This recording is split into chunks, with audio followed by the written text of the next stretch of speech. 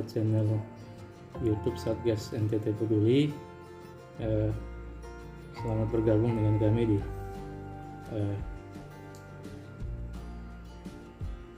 siaran YouTube malam hari ini. Malam hari ini satu momen yang sangat spesial sekali. Kami bersyukur bisa berjumpa dengan salah satu tokoh pejuang kemanusiaan di Batam yang cukup dikenal dengan perjuangan yang luar biasa terhadap human trafficking dan juga beberapa kasus-kasus perdagangan orang yang terjadi di Batam sampai hari ini. Dan ini satu momen yang luar biasa, kami bersyukur bisa berjumpa dengan beliau. Selamat malam Romo. Selamat malam Tuhan.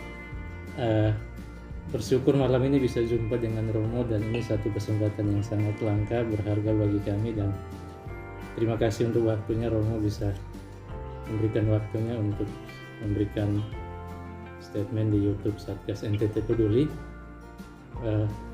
Romo mungkin mohon izin, bagaimana Romo melihat sejauh ini penanganan kasus-kasus human trafficking yang terjadi selama ini terhadap para korban human trafficking yang selama ini terjadi di Batam. Menurut Romo, apakah sudah maksimal penanganan proses hukum dan lain-lain sebagainya? Pertama, profesi dulu untuk Satgas NTT yang sudah melibatkan dirinya dalam pelayanan ini, dalam pekerjaan kemanusiaan ini. Dan saya melihat sendiri bagaimana Satgas NTT, Depri dan khusus Pulau Batam sudah banyak melakukan hal-hal yang menurut kami sangat luar biasa, dan karena itu saya pribadi mengucapkan apresiasi yang sungguh luar biasa kepada teman-teman Satgas NTT. Yang kedua, tentu pekerjaan ini tidak mudah, butuh kesetiaan, karena Batam ini adalah ladang emasnya para mafia, ladang emasnya juga untuk orang mencari pekerjaan, dan itu potensi untuk konflik, potensi untuk kejahatan itu amat sangat tinggi. Oleh karena itu kehadiran kita sebagai penyuara kemanusiaan itu sangat dibutuhkan di tengah situasi yang tidak mudah ini, di tengah situasi yang sulit ini. Bahwa perdagangan orang tercatat sebagai salah satu kejahatan yang amat sangat besar terjadi di Kepulauan Riau ini, secara khusus Pulau Batam ini, itu sudah bukan menjadi rahasia umum lagi, karena Batam adalah kota transit, bahkan kota tujuan nomor 1 yang terbesar di Indonesia untuk para pekerja migran. Banyak orang yang berangkat melalui Batam, baik melalui pintu depan maupun melalui pintu belakang. Banyak orang yang dieksploitasi di Batam dengan berbagai macam jenis-jenis eksploitasi, dan ini menurut kami menjadi keprihatinan kita bersama. Apakah sudah maksimal tadi umpamanya Ketua menyampaikan pertanyaannya? Tentu masih banyak pekerjaan yang harus kita lakukan ya. Kita pasti punya idealisme, dan kita pasti punya harapan untuk dapat melakukan yang terbaik dalam pelayanan ini. Tetapi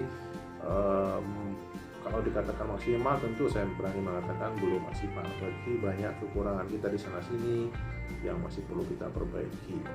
Saya kira itu mungkin pengantar awal. Baik, terima kasih Romo. Berarti memang masih banyak hal yang menjadi PR untuk harus diselesaikan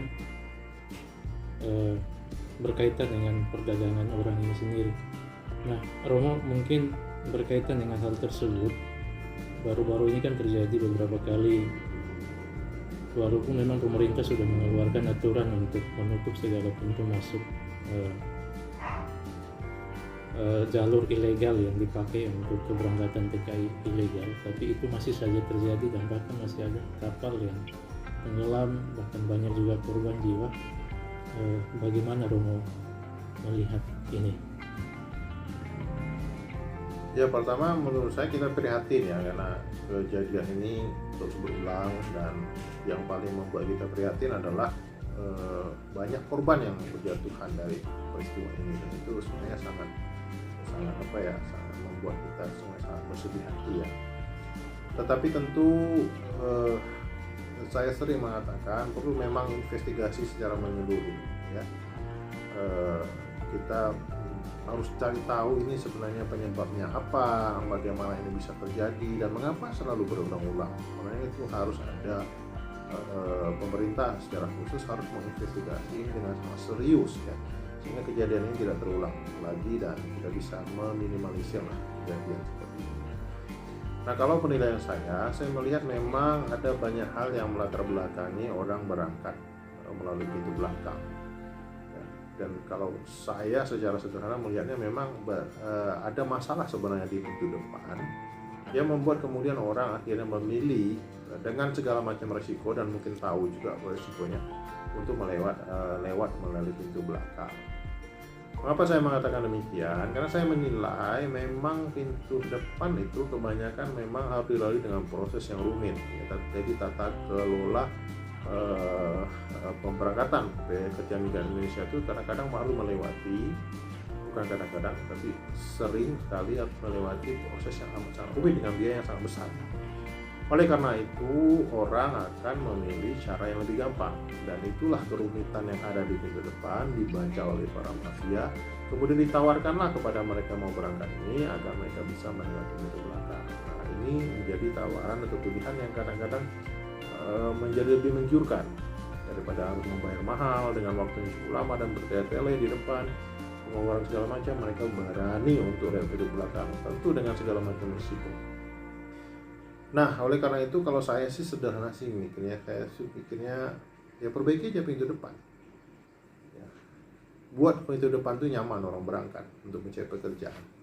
Dan mereka yang berangkat lewat pintu depan belakang sebenarnya kan mereka yang sama-sama mau cari pekerjaan. Mereka bukan mau merampok atau mau berkejahatan, tidak. Tapi mereka sama-sama ingin mencari pekerjaan, dan di tengah situasi yang sulit ini, apalagi tengah pandemi ini yang menjadi hal yang menurut saya menjadi mendorong orang untuk melakukan keberangkatan seperti ini. Nah, kalau pemerintah berani melakukan sesuatu terobosan baru, misalnya dari momentum kejadian ini, saya kira pemerintah perlu pertama-tama memperbaiki pintu depan. Tata kelola depan itu diperbaiki sehingga orang bisa berangkat dengan lebih aman, nyaman, tidak bertele-tele, dan orang tidak memilih berangkat dari pintu belakang. Yang kedua, menurut saya perlu dijaga laut kita itu dengan baik. Meskipun saya sangat memahami Kepulauan Riau ini amat sangat sulit, banyak pulau-pulau kecil berserakan di mana-mana menjadi pintu masuk dan pintu keluar. Ini juga kesulitan yang perlu diatasi. Tetapi saya kira kalau kita sungguh-sungguh serius di sini, kita bisa menutup semua pintu sehingga tidak ada lagi kejadian yang berulang. Begitu Ketua.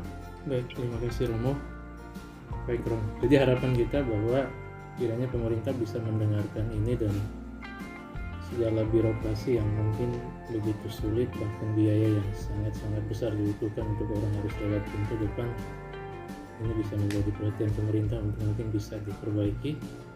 Dan sebenarnya saya melihat bahwa apa yang disampaikan oleh Presiden untuk menyederhanakan segala macam birokrasi ini sesuatu yang bagus, hanya mungkin sampai ke bawahnya ini yang belum terlaksana dengan baik.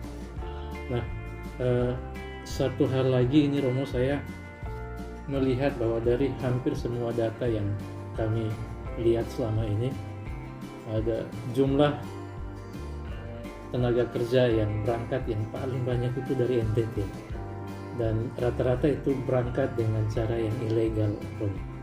Nah, ini mungkin ada sesuatu yang Romo ingin pesankan ke sana, dan saya harus jujur malam ini bahwa ya rata-rata orang memakai hamba Tuhan di sana untuk memberangkatkan orang dengan cara yang ilegal, walaupun sebenarnya ini dosa, atau mungkin hamba-hamba Tuhan di sana tidak tahu ini salah atau gimana.